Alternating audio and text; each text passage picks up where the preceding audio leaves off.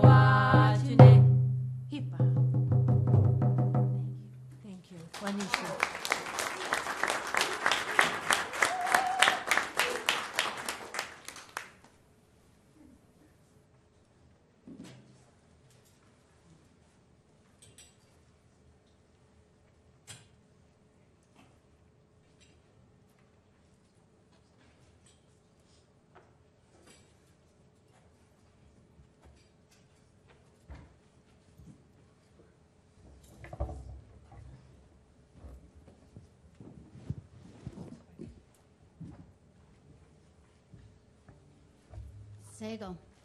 That's how we say hello in Mohawk. Sego. Now you know how to say it. Sego. And if you take it apart culturally, it's Hegun, and that means from the breath of life, we bring you breath. Isn't that beautiful? I know. I like our language. So, thank you. Do you want to say hello or anything before we start? Yeah, so Buju Anin Suguli, everyone. It is an honor to be here, and thank you so much for the song. This is Don Avery of Mohawk Nation, and I'm Ty Defoe of the Oneida and the Anishinaabe Nations. And we have a song that's dedicated to the evening titled Water is Life, and it's composed by Don Avery.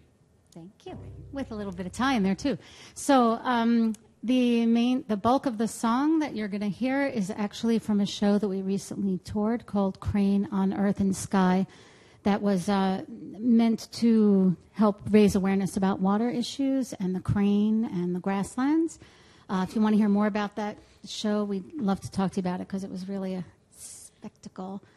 Kate Freer's here. She was the projectionist who did animation for it, too. So it's fun to share it. But then when we heard about this and were asked to do this, we sort of added a piece for you guys to join in. So I'm going to teach you one part that's in the middle of the song. So I'll sing, and then hopefully you can join in. I hear there's a lot of singers in here. I went to tables to find out.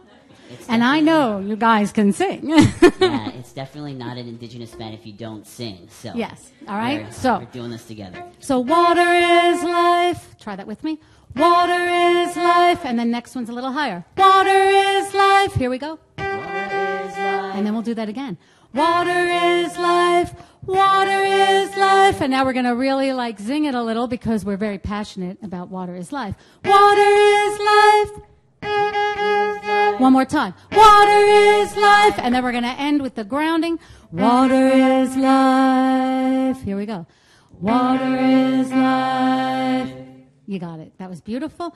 Now the opening part, when I start singing Water is Life, I'm just improvising, and I would like you to do the same.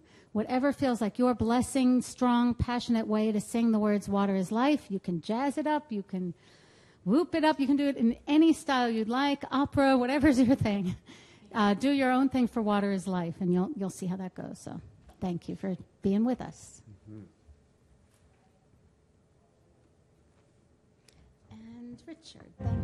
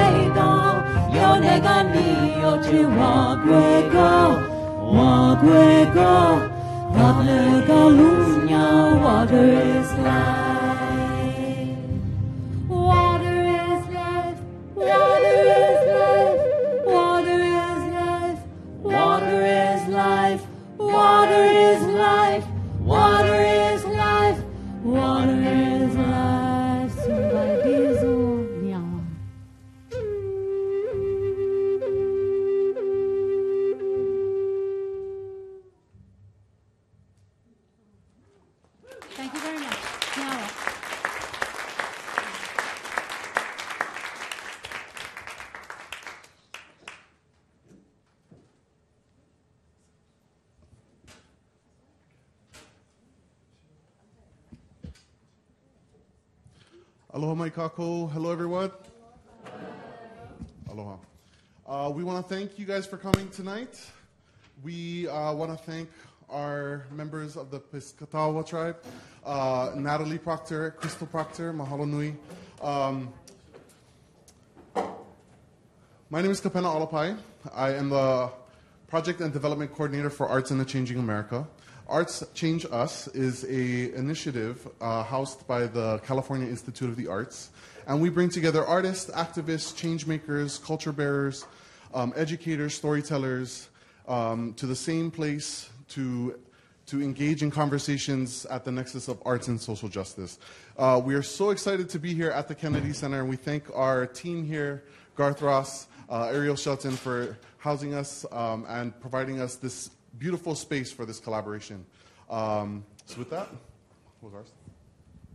Okay. Thank you so much, Kapena. Thanks again, Ty and Dawn. I'm Garth Ross, Vice President for Community Engagement here at the Kennedy Center, and on behalf of Kennedy Center Chairman David Rubenstein and our President Deborah Rutter, it's my privilege to welcome you all to this conversation and to welcome you all who are joining us online. And I'd like to also remind you to share this conversation so we can take it as far and wide as we can bring it. And what I mostly want to say before we begin is how powerful this conversation series is. There are critical topics at, as Kapena said, the nexus of art and social justice that need to be lifted up in discussion in communities across the country. And our partners at ArtChangeUS have, and it's a network of partners across the country. It's Roberta and Kapena here with us this evening, but core partners across the country who brought to us these critical topics and encouraged us to lift them up in conversation here at the Kennedy Center. And Roberta Uno, who leads this effort, as we were speaking about this evening's event, she said to me that whenever ArtChangeUS goes into a community to begin planning an event, the first thing that they ask is, whose land are we on? And it struck me like a ton of bricks, because I have produced events on this land here for the Kennedy Center for 20 years, and I have never asked that question. So I was very humbled by having it raised from me, and I was even more humbled by having our blessing and our welcome this evening. So thanks again to the Kanawha Piscataway Nation, and Kapena, back to you. So tonight we have a beautiful opportunity to engage in conversation around water is life and living our legacy. And just to put into context, water is life, we know that this term may be branded or associated with the No Dapple Project and Lakota Sioux of the South Dakota. We definitely want to give them the praise for joining us from the front line and for starting and continuing this conversation around the importance of water in a Western and traditional context. We understand and we notice that everybody in this room has a connection to water, and it goes and spans all generations, all peoples on the land. And so we really want to lift that up today.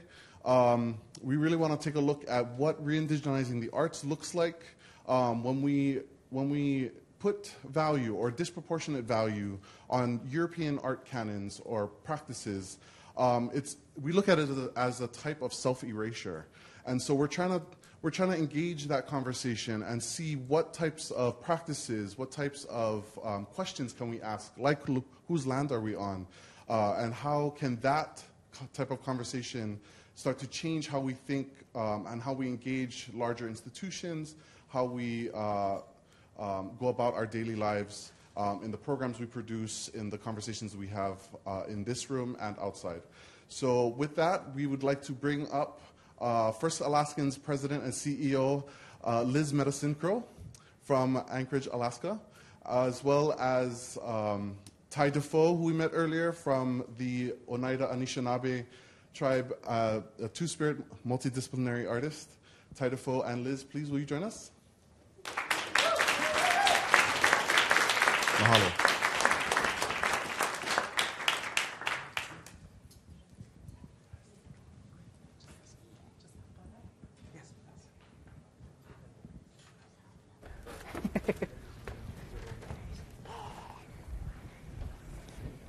Ooh, comfy chairs. So we won't topple backwards. Making real good live TV here. Live stream here. Live stream. Wow. Giizhiig, thank you so much for being here. And Ty, for making sure that this happened. And Roberta, and Garth, and Kapena, and Ariel, and all of the people here at the Kennedy Center and at ArtChangeUS.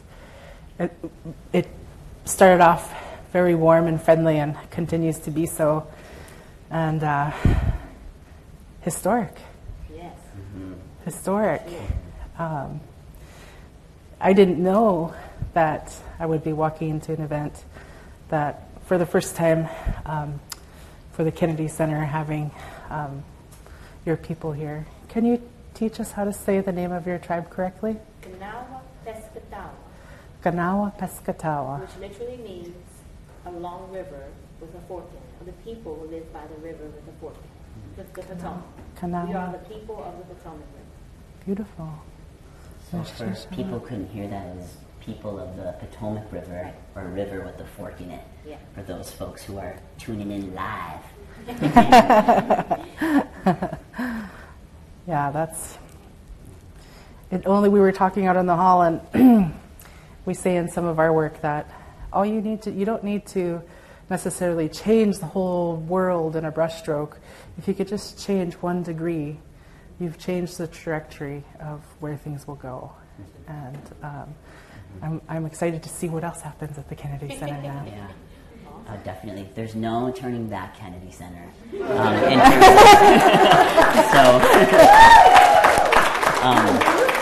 Just to uplift what Liz was talking about and the things that you saw is something that people in the live stream and in this room is something that I think in terms of re-indigenizing is called Indigenous Protocol. And it's something I think that arts institutions, other organizations, nonprofits are starting to do in various circles around Turtle Island or North America, all over. And this is, as you said, 1 degree that which we could do are openings, taking the time to recognize not just whose land we are on, but coming from an indigenous point of view of who are the natural caretakers of the land, right? Who are the natural caretakers of the land? And this is something, when people ask me, they say, hey, Ty, what can we do to be inclusive or to raise or to decolonize something? I feel like that's a really small way. So. Yeah, and it's a critical step. And just as an Indigenous woman, when I go to a place that is welcoming and inclusive of other Indigenous peoples around the world, wherever it is, I feel welcomed. Other places, you always have to, you're asked to adapt to the other person's place. And in some of my experiences growing up, and I'm sure other Native people have had this experience, we're often called upon to leave who we are outside. And that has been the history of colonization in this country. We're here today because our ancestors said that's not going to happen. And it's our job to find ways to put that into practice on a daily basis. But it's also really hard sometimes. And Ty and I were talking a little bit about what we wanted to share, and I wanted to ask Ty if you wouldn't mind sharing how are some of the ways that you do that both on a daily basis, just the kind of the functional way of integrating an Indigenous consciousness and way of being into your everyday, as well as the constant, walk your talk, not just talk your talk. Like, how are you doing all of that? Yeah, good question. That's a good question. So, I think, as an Indigenous person walking not just in two worlds of an Indigenous world and of a non-Indigenous world, but walking in multiple worlds too of, being two-spirit identified as well as, artistic circles, the idea of ritual and ceremony is so very important. I'm constantly questioning, well, what is this for myself, and what are the ways that I can do this? And some ways, I think for me, because I travel often as an artist, going to different communities and things, what I do is I have the very, very tiny quarter-sized abalone shell, right? It's very small.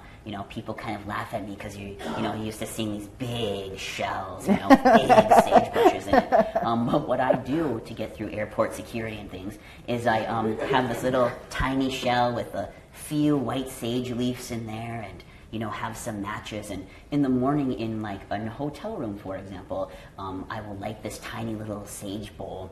And that scent, the idea of remembering ancestors past, but also remembering the future, this small act of individual resistance that I can do in terms of prayer, of walking as an Indigenous person throughout the day is really important to me. So taking the time to have those kinds of rituals and practices are important.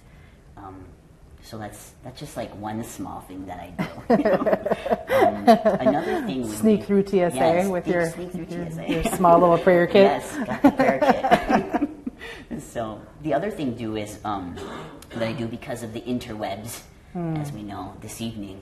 We have like Facebook and all these great social media sites where I'm able to reach out to elders in the community, people that are really doing the work, to call and ask a question if I don't know the answer and people ask me, that all I have to do is send a Facebook message or go to an online Anishinaabe Ojibwe class to learn language. In this way, it's like connecting in with community, and what are the ways that I can, plug into a greater community living in New York City. So how about you? What kinds of things do you do in terms of, creating that kind of ritual for yourself and then for a community? Well, for myself, I'm trying to learn my languages. It's a emotional roller coaster. And there's nothing more beautiful, but also nothing more challenging. And I find that the more I study, the less I remember.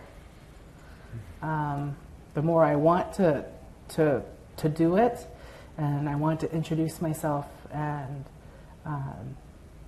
speak who I am in my Haida language and my Tlingit language, the more my mind just goes blank.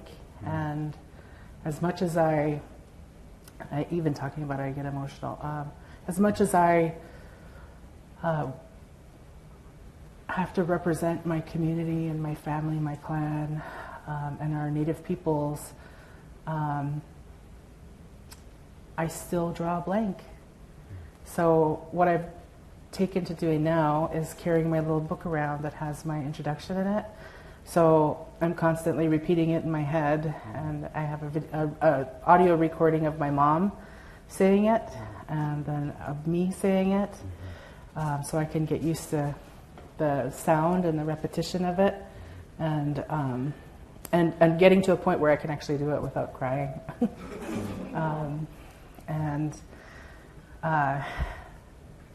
To decolonize your spirit through our language is the medicine, it's the balm.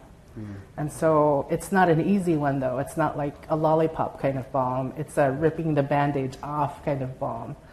And it's one of the most important challenges and responsibilities we have as Native people today. Because it's our knowledge system, it's the way our ancestors thought that created the knowledge chain, that created our ability to steward our lands and our waters. And we do the best that we can, being proficient in a second language first. Does that make sense? Yeah. And it's painful.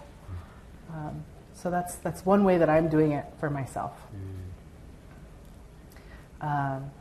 Something that we do through our organization is we host the annual Elders and Youth Conference every year, either in Fairbanks or in Anchorage, and we get about 1,500 participants from across the state, about half youth and half elders, and we've really tried to decolonize the conference. And what that looks like is, and as artists and people who work with sound, you would really get this. We changed the way the room is set up. So we went from theater-style seating to round tables so that our elders and youth could sit in circle with each other and see each other and have conversations. And that one single change was dynamic. Just a simple change the space. We've also created a men's and women's house. So during the conference, we split the men's and women's houses up, and we tell our participants, go to the house you feel most comfortable in, and in those houses, there's no agenda. We don't have a conference agenda for it. We tell them, this time and this space is yours. You will have the experience. That I think that was 4 or 5 years ago now.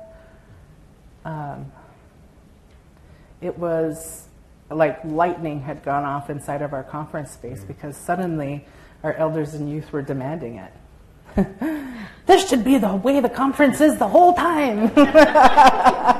We should do this every morning. We should do this every afternoon. This is how it should always be set up. And every year it has its own flavor and its own rhythm. But absolutely undeniable when you get our people together, and the most amazing people, our elders and our youth together, what comes out of that is incredible. So that's one of the ways we do it in the organization. Yeah. Liz, so many questions about things that you said. Like, thank you for sharing. And I think just briefly to touch upon, if you could talk a little bit about your organization and sort of like what you do there, which would be great. So some people that don't know about it, which would be wonderful. And then how your organization and how you're defining decolonizing, like, and what that means. Because I think oftentimes, you know, there's a little bit, I think, in a non-Indigenous world, there's, you know, a little bit resistance to this word, this term that's, you know, in English. So I'm just wondering how you're defining that yourself and part of the organization. So First Alaskans Institute is a statewide Alaska Native nonprofit organization whose vision is progress for the next 10,000 years. And our trustees, we have 9 trustees who are incredible people. And their spirit in this work is we are never on our knees. When we work with funders or with other organizations or institutions, one of the things that they've charged us with doing is always making sure that we are there as an equal partner on an equity basis. And we don't need to paint the sad story of the horrible disparities and statistics that so many people use to define Indigenous peoples. We're here with a completely different narrative, and that narrative is the truth of our people's existence. No matter what has been thrown at us, we have found a way to be here today. And we're so strong and beautiful and amazing, and we're fun.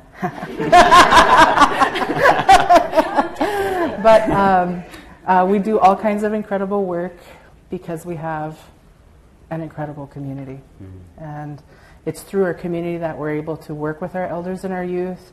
We lift up leaders, no matter their age. We have an Indigenous Leadership Continuum initiative, a policy center, community engagement. We publish a magazine.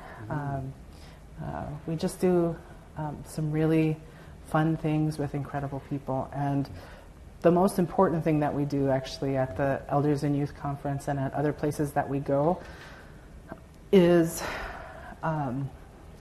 we put into practice something that we fundamentally believe, and that is our people are the experts. Our people are the experts, and they're the ones that are holding the knowledge, and those are the people that we really need to tap. So we try to find ways to do that. And that's where the decolonization component kicks in. I've heard decolonization talked about in a multitude of ways, and I'm sure many of you have as well. And for some people, it can kind of be a scary interaction because what they hear sounds a little too much like deprogramming from a cult. And so there's a natural defensive mechanism. Another thing that I've heard is that it feels a little too radical. And I think there's a lot of fear around it because people don't know really what it is.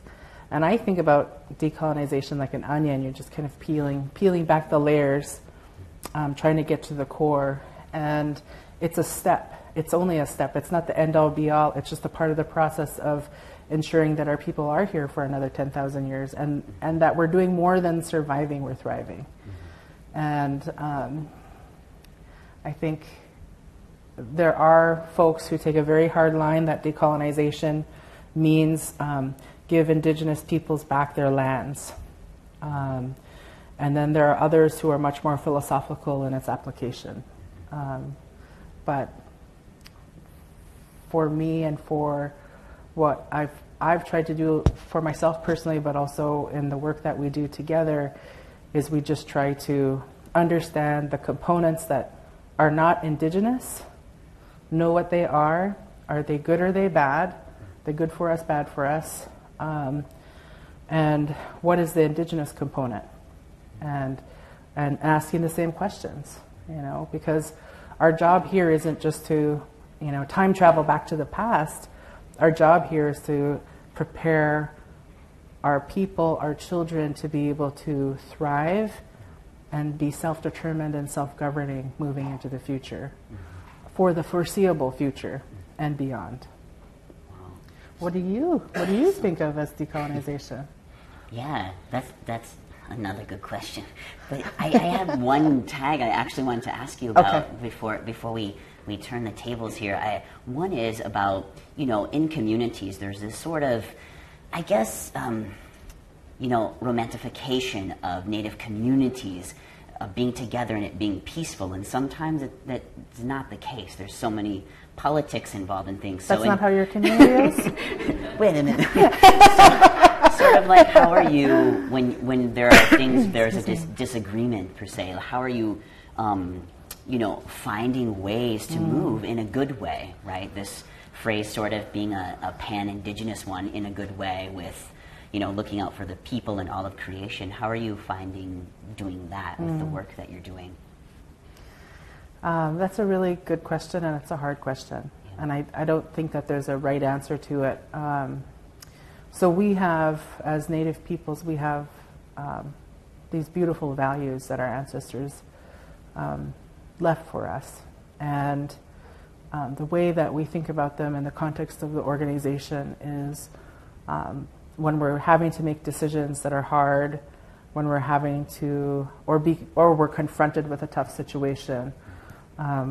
They're the organizational values that come from our, that are ancestral values: respect, integrity, Native knowledge, and responsibility, and so those are the ones that for the organization. As I'm trying to make decisions, I'm not trying to make decisions alone. I have to reach into the values that were left for us, and then also we have all these other incredible teachings and principles that I look to for guidance when I'm in a tough place, and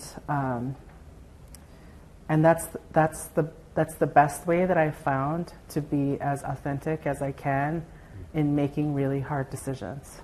And when it comes to a Western organization, a construct like a nonprofit entity, or even a government or an institution, you're confronted with some really, what's the word I want to use? I know the hot word now is intersectionality, but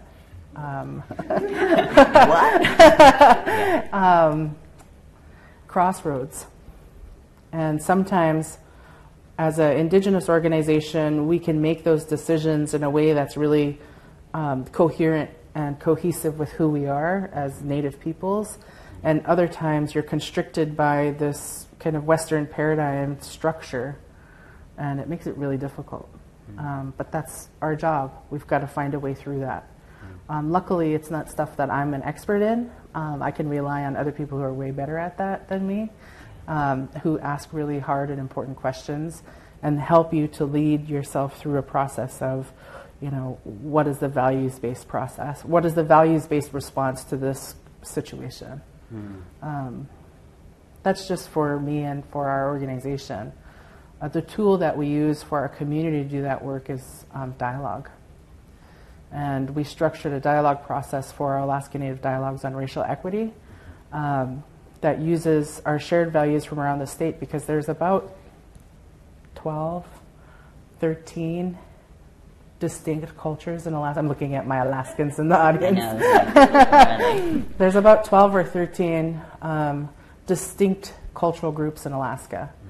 And by cultural groups, I mean like the big kind of nation types of groups. I'm Tlingit and Haida, so I'm from two. I'm from Tlingit. I'm from the Tlingit people, and I'm from the Haida people. We're as different from Inupiaq people up on the North Slope as I would be from your people. That's how distinct these cultures are. And we were kind of going through a co-creation process with some volunteers to create a principled path to talking about racism that also tapped into the expertise and knowledge of the people participating, created groundwork for how you could talk about racism in a way that wasn't just filled with hatred, and then kind of start to percolate some solution building around how do we address those from a societal and systemic standpoint. So when it comes to addressing those kinds of issues, nobody wants to come to a dialogue on racism. Surprise! People get uncomfortable. They get very uncomfortable, and they closing up. Exactly. When we start in a circle, and generally, people who haven't had that experience of sitting in a circle are already unhappy about it, and then they're going to talk about racism. So that really kind of puts people off center a little bit, which is actually good. Because we want people not to be comfortable with talking about racism. But we want them to get to a place where they can be real about it in a way that's respectful, so that we can move beyond kind of a racism 101 conversation, because that's not what we do. We have a more of a heart-to-heart conversation. And try to help people understand that their job isn't to judge another person's story. Their job is to listen and wonder about why that person's experience is so much different than their own. And that opens up a completely different kind of conversation. Mm.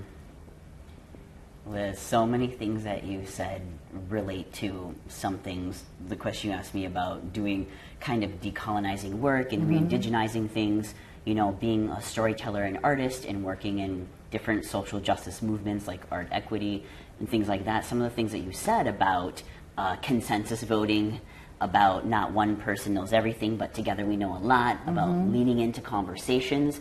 I feel like these concepts are completely shared with folks that are sort of doing this work, and also, you know, opening arms and hands and hearts to others that want to learn, like not just the willing, but the enthusiastic people that are like, yes, like, let's do this. So a lot of the work that I do, I think, has a lot to do around the arts and designing for all of creation, our two-legged, four-legged, winged, and rooted creatures, because they're also seen as you know, special, like human beings, as you know, dealing with the environment. It's, you know, these rocks and these stones were here long before two-legged beings were. And so what are the ways at which we're inviting these elemental forces to the circle as well? So a teacher of mine, Kennelnok, told me, he's like, yeah, sometimes, you know, like I'll go into a classroom or I'll talk to a group of people and I'll bring up the idea of the square. You know, we get in our square cars, we go down the square street, we get our, you know, square iPhones and our square computers and our square television, and, you know, we get our thing to eat wrapped in plastic that's in a square, and we get our food that's in maybe a square there.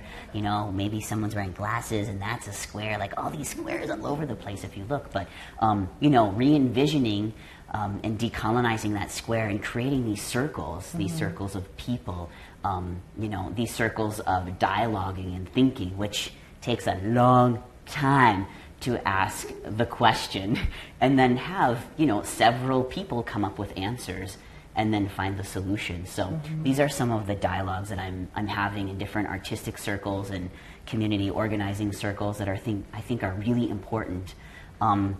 You know, like the water, you know, there's no strand in the water that has the same design. And I think that goes for different nations of indigenous people and different circles of people, of races and cultures and religions, sexual orientations and genders together. And that's something I think that really excites me to do this work and keep doing this work. I think decolonizing things is something as simple as the protocol that we did. You know, having the conversation this evening with you, like an intergenerational one's important. Oftentimes I hear youth saying, well, I don't know why I'm doing this, or elders aren't listening to me. And then I hear elders saying, well, youth aren't doing anything. You know, like, where are the youth? They're not doing anything. So I think in this way back home, it's really important to get, you know, these two groups that, you know, have that age thing to talk about in terms of, you know, talking about things that are important to them. And lastly, I think I love what you said about the idea of opening your hearts, like having that heart-to-heart conversation. Oftentimes I find myself in different ceremonies, whether it's, you know, large or small, or talking to people. Back home they say, well, they'll leave a space even after someone's talking, not to jump in right away to know the answer, but to listen, for understanding. So there's that pause after someone talks to then, you know, engage in the conversation, which I think is really important too. So there's low-hanging fruit that I'm doing, I think, as a nimble artist that works in multiple institutions. I think like I get to be the artist warrior, where I get to go in and ask the real questions and not have to, you know, go to the work the next day with people. But there are people who are inside institutions who are fierce warriors asking those questions too, and I think that's just as important. So going back to that circle, everyone's needed in that circle to function. Yeah, that's actually really. I think it's a really profound statement, and it's something that I've heard in a number of different settings, and it always really strikes me when it comes up because it's such a shared principle around how you move and support communities, and that's understanding that we all have different gifts. Some of the work that's happened in Alaska by our leadership around self-governance is really critical, you know, and some of the insight there around the need for the different voices who all have a different role to play, you know. William Paul, who was one of our elders, one of our ancestors, I mean, he's long since passed, but he was the first Alaska Native man, he was a Tlingit man, to pass the Alaska bar and practice as an attorney in Alaska. And he was at the forefront of a lot of litigation that had to do with Native people. And one of the stories that I've heard about him is his call to action to our own people on how to engage for change on our people's behalf. And he would get frustrated that we only ever asked for what we thought we could get. We played the diplomat too much instead of demanding what we knew was right. And if anybody here negotiates for work and for business, you never start off asking for what you think you can get, because that means you've already lost your position to bargain. And he was really frustrated. And as people who are, you know, a lot of folks don't understand when it comes to Indigenous peoples, our unique and distinct political identity that we have, which pre-existed and predates the United States as a country, the Constitution, blah, blah, blah, Supreme Court, all of that stuff. Okay, so that blah, blah, blah, Supreme Court. I just wanted to yeah, no, it totally, it's a different system, right, of sovereignty, of land-based movements. Can you talk a little bit about that? Because I do feel like there is something that, you know, folks might not know about different land-based laws and things, especially where you come from, and it might be good to hear about that. Yeah. So it actually comes up a lot in our racial equity work, because so many people don't have the opportunity to learn about Indigenous peoples in the education system. And so there's generally a lack of knowledge of even our existence. And in Alaska, it's not so much a lack of knowledge about our existence, it's a deficit-based understanding of who we are as Native people. And they don't get taught in school the true history of what happens. That's not new or unique for Alaska by any means. But in our experience, what that means is that people don't understand that Native people have a political identity and a connection to the United States and to the state governments that are operating in their homelands. And so they have misconceptions and narratives that they've filled in through their own community and their own upbringing that aren't actually related to the truth. And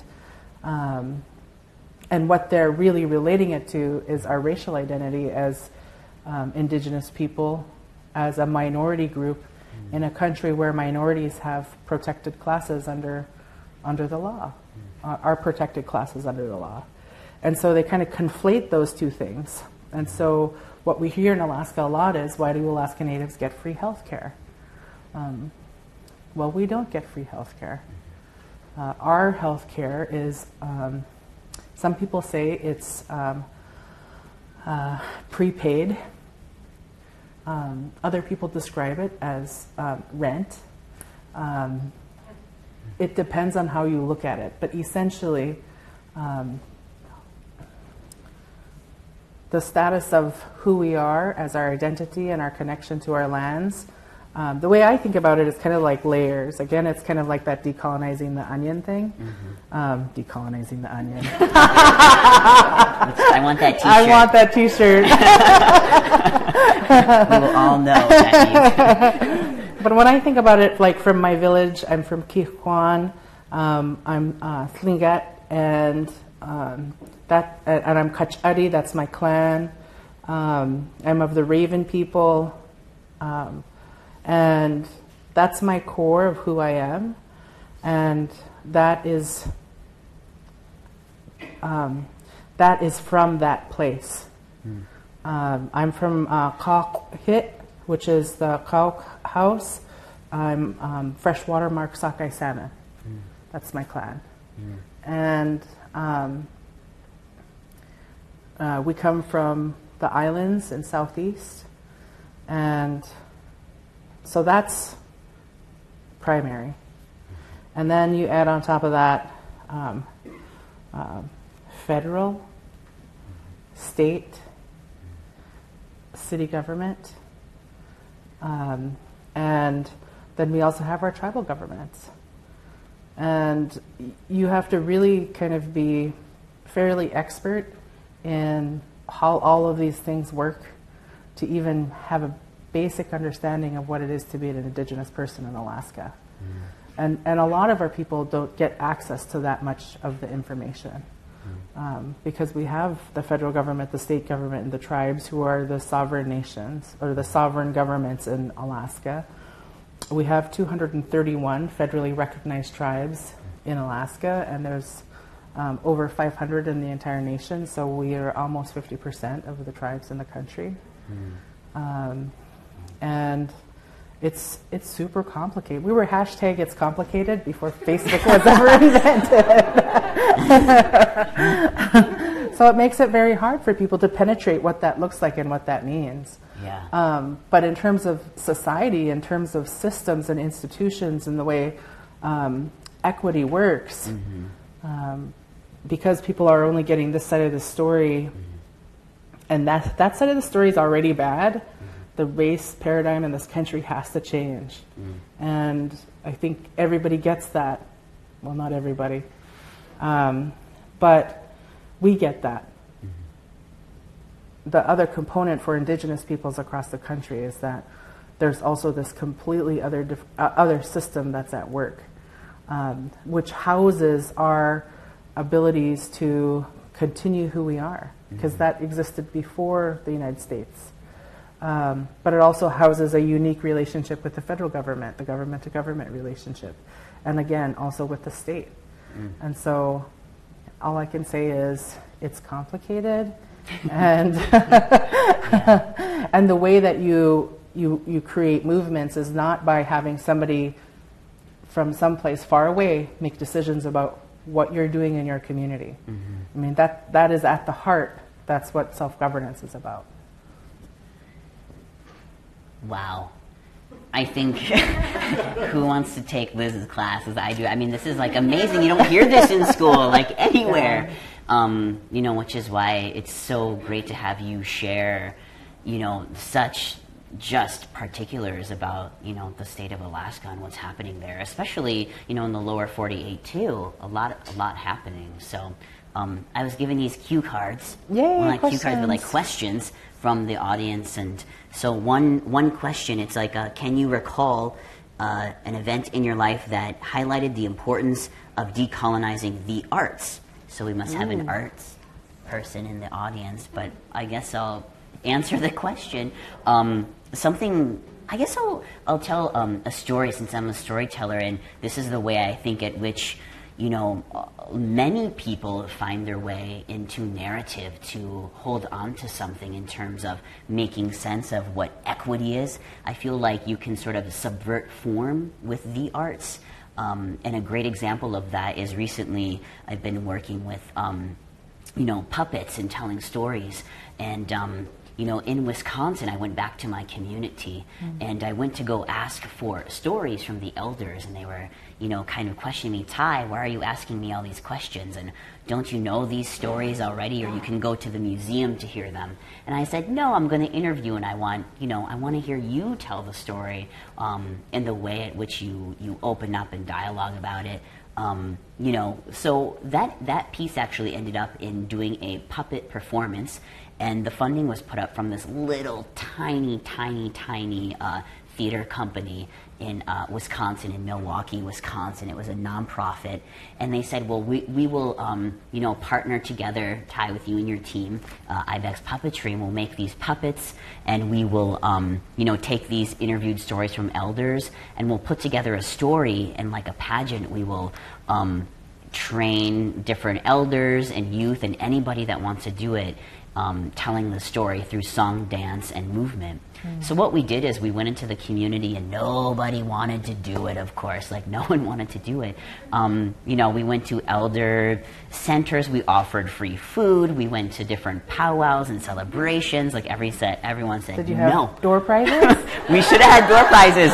I said we should have a raffle. We should incentivize, right, to get people to do this, to like reenact these stories. So what ended up happening is we had a retired elder sign up for the story, and in the story it talked about a grandmother that was passing away, sort of metaphorically, and she was giving the story to her grandchild. And every rehearsal, because she was retired, she brought her youth and grandchildren to come watch her, and she had to babysit them. And during one of the rehearsals, she actually, it just hit her, it dawned on her, the time, like a real live snapshot at that one day she won't be there. She won't be able to tell the story. And I think because her her grandchildren were watching her say these lines in this sort of play and reenact the story, she broke down crying. She started crying, and I think you watch the Actors Studio or all these TV shows and things, like that's the moment that realization, real life hits sort of this thing on a stage or something that's being recreated. And I asked her afterwards, we hugged, and she said, she said, it just hit me that one day I this is what I have to do. I have to make sure that this pageant of puppets, the story about winter is coming, be told every single year in this community, so that my grandchildren one day could, grow up to play some of these roles and these parts in this production. In this way, it brings together community, it brings together dialogue, it brings together food eating and laughter, to work something out like that. So in that way, I kind of was really engaged and thrilled about, I was like, wow, this is not only decolonizing, but it's also re-indigenizing, where an elder got to tell a story that they think that they didn't know as well, and embody something where she actually also revealed to me that, she was thinking about her grandmother and her grandmother's grandmother and her grandmother's grandmother and her grandmother's grandmother. I think oftentimes, these feelings of suppression, of not being able to talk about it. So in this artful manner, it opened up this huge dialogue, and there was a big love fest, of course, with everyone, making this art piece about it. Wow. And that's some of the beautiful things I think that art can do. Wow. Mm-hmm. So that was one question. Thank you. Good question. The next question is, do we think all humans are indigenous and sacred? Go ahead and answer that one. And then, here's the follow-up. If so, do we think reintroducing this way of life will bring back balance between all our relations? Yeah. Everyone is indigenous to some place. And great handwriting, whoever this was. Beautiful. I think that we are all indigenous to some place, and we do a disservice to our ancestors if we don't find out and inquire. But it's more like, when I think about like conversations I've had with lots of people about whether they think that they're indigenous of some sort from a certain tribe.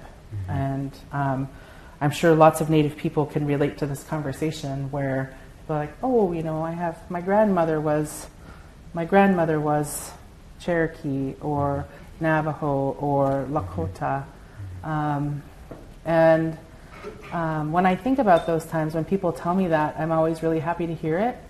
And I'm always curious, and I usually ask. Now no one will ever ask me if they're watching this. I always ask what that means to them, because I'm always I always notice they say my grandmother is, which it's as if they're setting at a distance. It's not them, but their grandmother was. Excuse me. And then the other thing that I ask is, are you enrolled? Have you sought enrollment in your tribe? And a lot of times people will say, well, no, not really, because I didn't really grow up there, and I don't really know our culture, our customs, and I would feel kind of like a fraud. Like, I don't want to just get all these really awesome benefits, and I wasn't even from the community. And I see that as an opportunity for dialogue, because being a member of a indigenous peoples, one, it's not optional. Two, it's not about benefits, it's about responsibility. And we have a responsibility to be the stewards. My grandpa Shawan, this is a story my uncle told me about a conversation he had with my grandpa Shawan, and they were talking about things that were happening in our community, and being both a little brokenhearted maybe, but also really real about the struggles that our small community has. And at the same time, while other people may not see it or understand it, we continue our ways of life, and we practice our ceremonies. We come from a place where people really hold each other up, and maybe sometimes we forget that. But for the most part, this is who my people are. They're very strong, beautiful people. And when it comes to protecting our ways of life, protecting the animals that we have a relationship with, our relatives with, in all of our stories and our clans and our crests are connected, to our animals and our lands and our waters. We have to be good relatives to each other. And he told my uncle that we're going to do everything in our power to make sure that we continue. That's our responsibility. And he said, we're not going to see all the work our ancestors did and let it go by without us contributing to it, essentially. Not on our watch. That's what he said. Not on our watch. Wow. That's powerful. That's powerful. I often meet people saying similar things about my great-great-grandmother or my grandfather. And I find it also, as a person that's constantly asking questions, being an artist, like, well, what about this? What about this? I think I oftentimes, am conflicted about tribal enrollment and things too, because of, the system that's at play and things. So I definitely, if I have time, engage in a conversation with people too, because I don't live in my community, but I live sort of close, to different tribal lands in New York City. And, there's this search, or this, people and a lot of artists in New York are searching for community. Sometimes I'll hold weekly dance practices for people. We'll have different feasts and things as well. They are trying to find people. And, we often talk about in these circles about having, indigenous spirit. What is the role and responsibility? Met some people that didn't have enough blood quantum to be in the tribe, which is actually very, it's very sad. So it's sort of reinvigorating people to gain interest, in the arts, or whether it's, anything that they're interested in. We'll try to uplift these folks. I feel very blessed and fortunate to have grown up in community, and my grandmother being a language teacher. I'm like, wow, I feel, so wealthy and rich that I don't have to, have the struggle of trying to find that, because it was always there, and something I'll always be grateful for. So I oftentimes think about that, though, about this idea of blood quantum and, these systems that people are put in. So I just, wanted to uplift that, because it's a question, and it goes back to that big, large, $20 word of intersectionality, of people now becoming, from different nations, from their mother or father, or, different racial or ethnic backgrounds, and they're also, just below the blood quantum line where they're not able to register, yet they are a fluent language speaker of their nation, So I think there's a real struggle in that. At one point, and I'll share this, very small anecdote. I was at a school once doing a program, and oh man, it was so great. I was asking, youth about flutes and hoops and, the arts, and there was this one, young girl. She was sort of answering all the questions. She knew everything. She knew how to call and response to songs that I was teaching, to language. And the bell rang, and she had, had to get to her next class and stuff. And she said that she used to be in the tribe, and she isn't in the tribe any longer, And so, I really thought about when she left. I was like, wow, what a smart person, And I really thought about it. I think she might have gotten like disenrolled or something like that. But it was, so I'm oftentimes like conflicted about how to reinvigorate native spirit, native cultural role and responsibility. Well, that's actually a really huge issue, that people are talking about what blood quantum means. And, I think that from the federal perspective, some of those practices that were put into the laws that kind of legislate the relationship that we have with the federal government now tended to be very termination-based. And one of the ways that you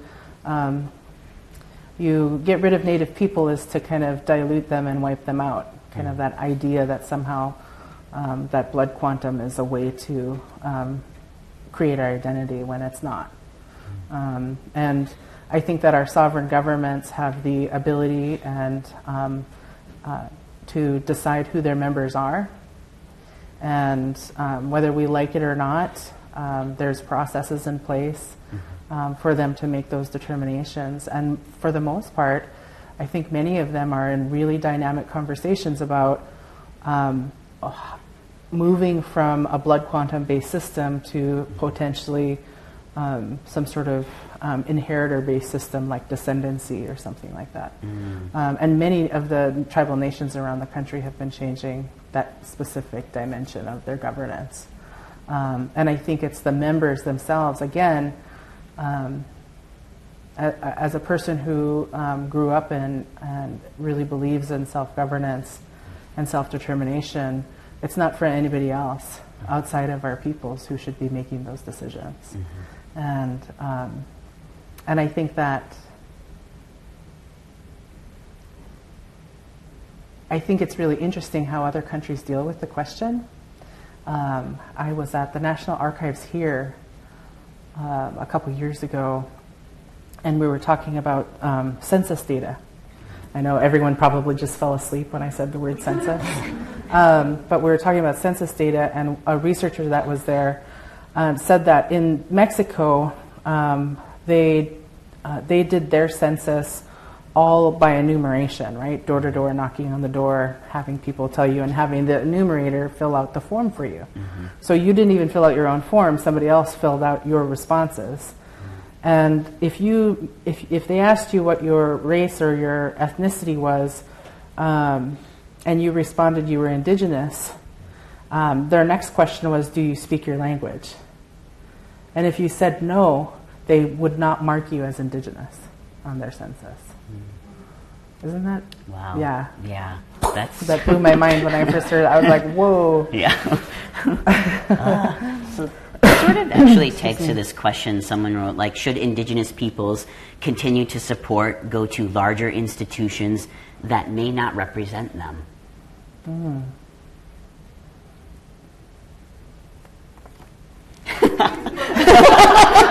When did I think about? Let's see. When did I personally think about that? Yeah. Let's see. I think I don't know. There's this. I feel like individuals have to define that for themselves. I think folks that go in where you're going into an institution with people that don't share like inherent cultural values or even visions and dreams and things like that. Those folks are needed.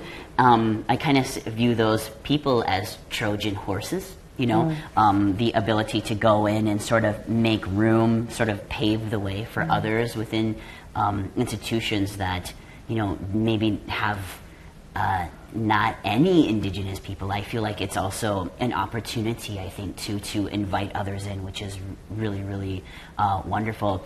That being said, I understand being the only Indigenous person, and I feel like most Indigenous folks who identify this way in a robust manner can relate to, being the only at some point.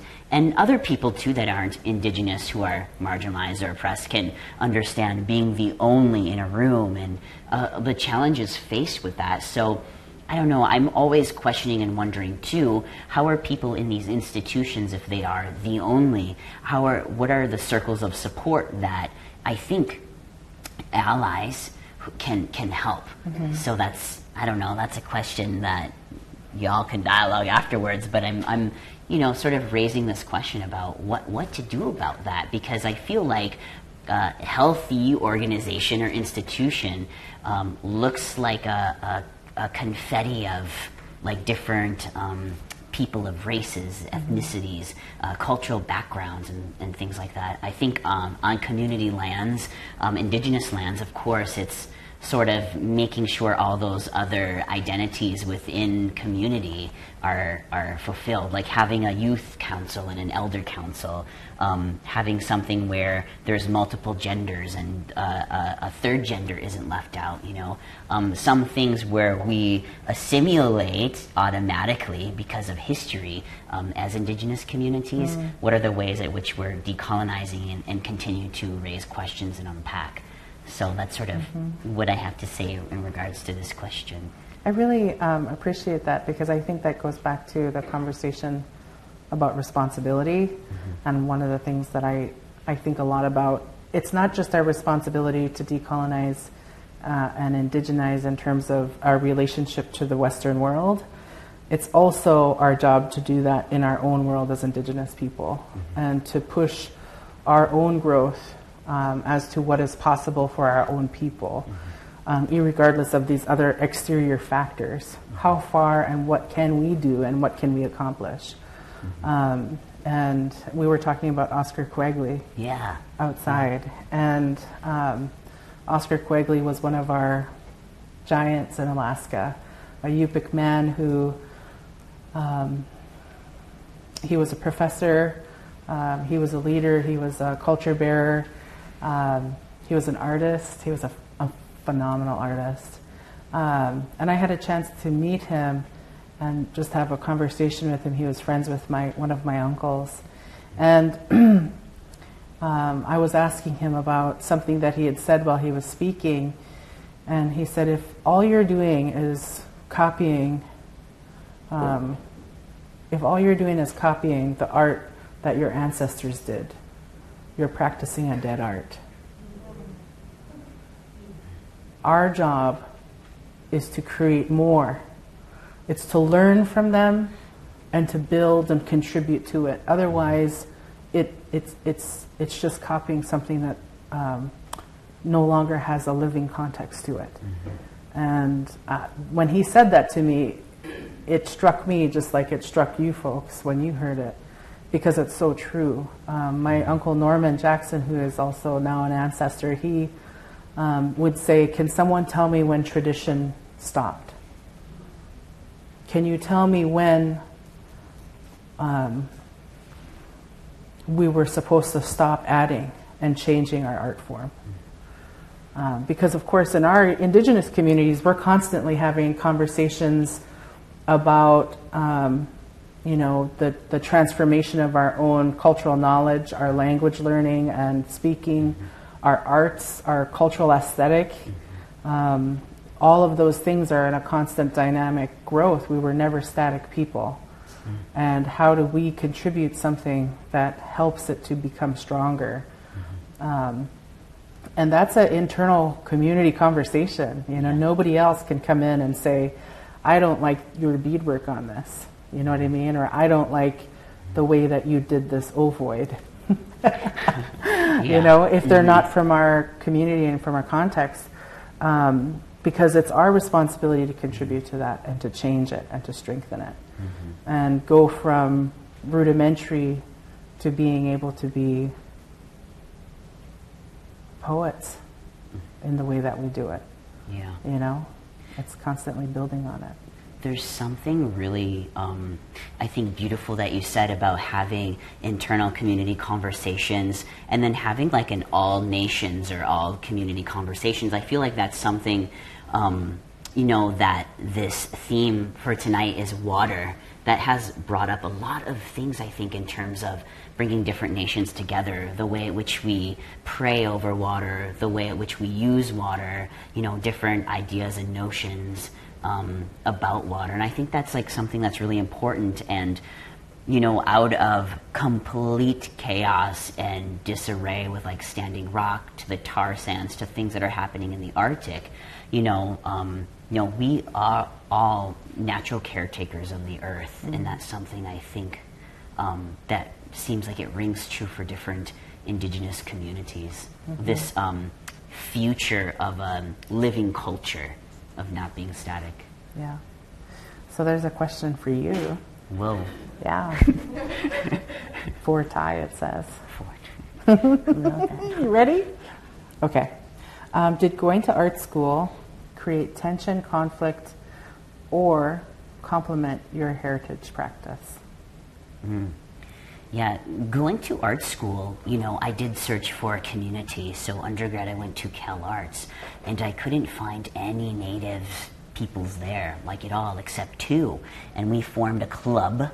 We were like, we were the Indigenous Native American First Nations Club. Nice. And what did we do? We went and ate food together and talked about different legit. music we were listening to. It was super legit. We didn't talk about anything about being Indigenous because we inherently were. And that felt really good to do that, to have this sort of common understanding, I think, you know, within this arts-based organization that actually was doing things in you know, in a seemingly sort of colonized way. However, that being said, Cal Arts definitely was one that was welcomed me with open arms, open to new processes and things, and I do feel like that's why I sort of found myself there, and really resonated with some of the teachings that the teachers were offering and doing. Also the place in California, because it was, you know, there's like a sort of a new culture or vibe in California in terms of creating and parting things together. So in terms of creating art, they were very helpful in finding my own voice, my own social identity location as an Indigenous person, of me questioning what that was as an Indigenous person, and what are my politics for myself, and then what are my politics in terms of collaboration, about working with other people in my own community, as well as, you know, people from other races and cultures and things. I mean, I feel very lucky. My mother, you know, worked in the foster care system and worked as a liaison during the Indian Child Welfare Act with Native youth and adopting to, you know, culturally sensitive non-Native families. So I was able to travel to the cities and back to the communities and sort of see, you know, city life and then country mouse life, you know, too. So I think in this way, it really helped being at a large arts-based organization. There too at Cal Arts, there was lots of different cultures.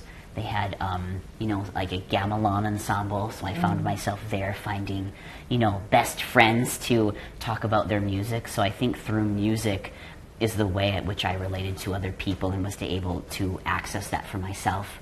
There were times where I really struggled hard because I didn't have, I feel like I didn't have equitable things, I think, sometimes when you like are, you know, some of the first few people to go to school in your family you have. But I think in that way I just persevered and uplifted all these like rich cultural things and just turned it into art. So, and I feel like that's something that, you know, my people and my mom and my aunt and my uncle, that they gave me when I left. Cool. Yeah, that's just how you had to get through, huh? Yeah. Yeah, definitely. So now when I go to things like, you know, IAIA, the Institute of American Indian Arts, which you know very well about, you know, getting to guest artist in some of these classes, I found it so completely fascinating being in a class talking about creating art in collaboration with a class that was filled with ages 18 to 65 years old of students, theater-making students, and who also identified not on the binary of gender. So the whole class used gender-neutral pronouns as we did the class. So it was a huge practice in terms of, you know, this living culture that's continuing to re-examine itself. I think being there was completely helpful because there's always things that you know you can work on too in terms of equity and creating that circle. Yeah. Awesome. So another question for you, falls right on that one, is what specific art projects are you working on now? Good question. So many. But one project which was great is called Crane on Earth and Sky. And it opened and closed, and it opened in Nebraska at the Lead Center. And basically the story, it was, again, another with Ibex Puppetry, and I co-created and co-wrote it with Heather Henson, who I met in school, and Dawn Avery, the composer, did some of the music, who's here this evening, and Kate Freer, who's the video projectionist, who is also here in support, and some other folks as well. You know, that project was so many years in the making of finding Native people who want to tell their stories. So what it was is it was a series of interviews, it was finding Native dancers, it was finding people that wanted to also push their skill level, who were also inherent in Indigenous values, to create a piece, and the final product being this like large enhanced puppet show with that talked about water is life, that brings messages of peace to people, and it followed a small tiny crane named a Giizhiig, you know, that was sort of finding the crane migration cycle and paralleling Indigenous people on the earth and sort of the lands that were being taken away from Indigenous people and where we are today. So a Giizhiig having to, you know, complete its cycle, and a Giizhiig needing to tell the story over and over again. So that project's really great. We hope that it'll have another life, we hope. But it was, you know, we went into communities, we shared, we got feedback, and now it's another process of seeing what the next steps are. So I do a lot with Indigenous people. Awesome. At one point there was 50 different tribal nations in New York City's represented for the project. Wow. Yeah. And it's kind of closed out now, it sounds like, or you're kind of phase 2ing it? Well, Liz, when you make art, it's like, when is it done? It's always phased. Yes, it's always the next always phase. Phasing. Yeah. So it's like, you know, like we talked to some elders and they were like, okay, if you fix this, you do that, you know. So it's creating a dialogue about what needs to happen next. Cool. So then the last question. Wait, I have a question for you about IAIA. Okay. And you going to this institute school. What were you doing there? What was it like? And how are you finding your way at an all-Indigenous art school, which is what the school is? So I went to Institute of American Indian Arts in the 90s, and I was going there for the filmmaking program. A few days before I was leaving, I was actually in Hawaii at the time. My mom was going to University of Hawaii Hilo, and I was down there with her and had decided to apply to the school. And I got in, and they actually had to cancel the film program because of financial issues. And it was 2 days before I was going that I found out that they didn't have a film program. So I went there and I did photography and jewelry and poetry and short fiction, and it was incredible. And my intent was to tell our stories and kind of do away with stereotypes, but rather kind of take over the ability to tell our stories from our own perspectives.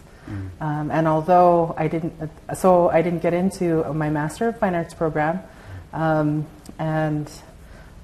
instead of doing that, I went to law school, and now I'm trying to help lift our people's stories up in a much different way, both through our young people and our elders, and also through policy making. How about you? So I got this card. We have a few minutes left, and I think we need to wrap up with our final thoughts. Okay. So what do you want to tell the world? The world. About Indigenous people and equity and all the things we talked about. Oh my gosh. We don't have enough time. I just want to say Giizhiig again. Thank you so much, Roberta. Mahalo. Kapena. Garth. I know he's right there. He is. Garth. And all the staff here at the Kennedy Center for just taking care of us. And to our new relatives. Say. Kanao Pescatawa. Giizhiig. Thank you so much. Miigwech. I just want to wrap up and say, I think the conversation has begun, and we're in it. And I think there are ways that if you're an ally, that you can still take action in terms of, finding where there's need. I think as Indigenous people that we continue across nations talk to each other in this way, have things like protocols of openings and closings. I think about coming together, like whether it's over the internet or whether it's picking up the good old-fashioned phone and calling. Because I know that there are more similarities than differences within culture, and how can cross-cultural learning take place nation to nation, which I think is really important in terms of creating this United Nations of Indigenous people together. I think, sometimes when I'm here there's like talking to you, I think's amazing. I think to seek our elders and to seek our youth out, because that's the next generation, but also we have a living archive alive, like ready to be heard and listened to. So I'm also part of indigenousdirection.com that I formed. A lot of people need resources and they have questions. Because I am an artist activist and very nimble, there's information on our website about how people, if they're interested in like divesting funds, if they're interested in connecting with other Native artists to come in to do something at their organization, or if they're Native artists that simply just need help, that need to talk about something with creating a piece, even policymakers, because I feel like Indigenous people, it's what you said, it's all part of that circle, whether you deal with food sovereignty, policy making, you're a poet, you're a musician, you're a filmmaker, you're a photographer, you're the CEO of Google. All these kinds of things, right? They're all one and the same. So I just wanted to uplift that here. Excellent. Thank you. Miigwech. Thank you very much. We want to say thank you to Ty and Liz for sharing their knowledge with us. Let's give them one more big round of applause.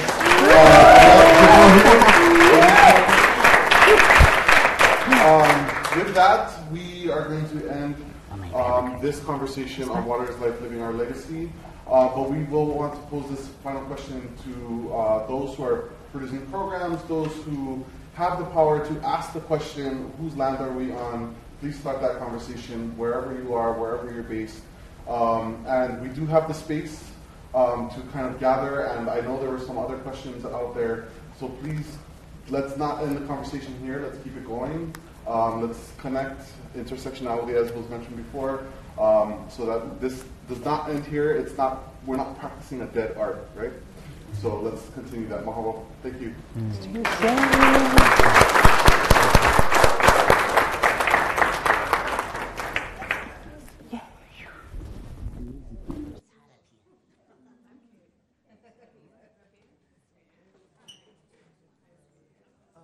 Bobby, can I have your phone for post-show music?